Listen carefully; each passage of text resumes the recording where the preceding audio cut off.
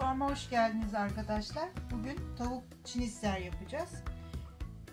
Unumu koydum bir kaba.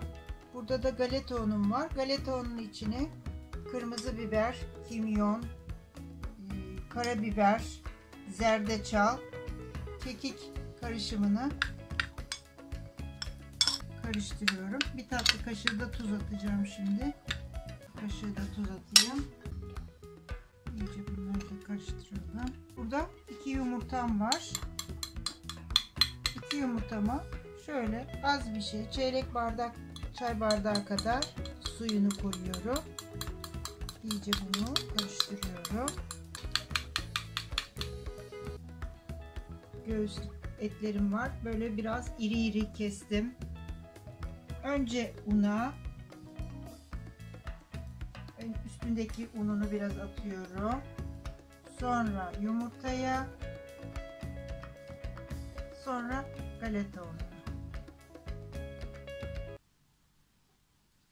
İsteyen yağda kızartmayı fırında da yapabilir. Tavamda yağ kızıyor.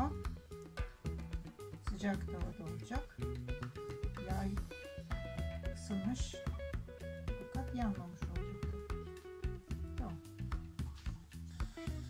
Evet, şimdi bunları birer birer kızmış yağ atıyoruz.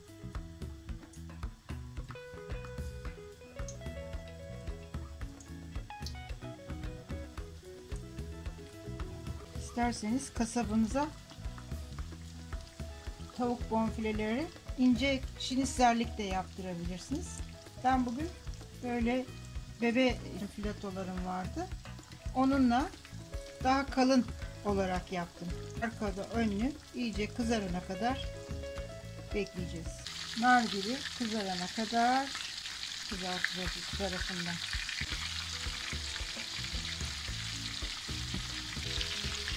İki tarafı da kızardı. Şimdi bunları yağ çekmesi için kağıt serdiğimiz tabağa alıyoruz.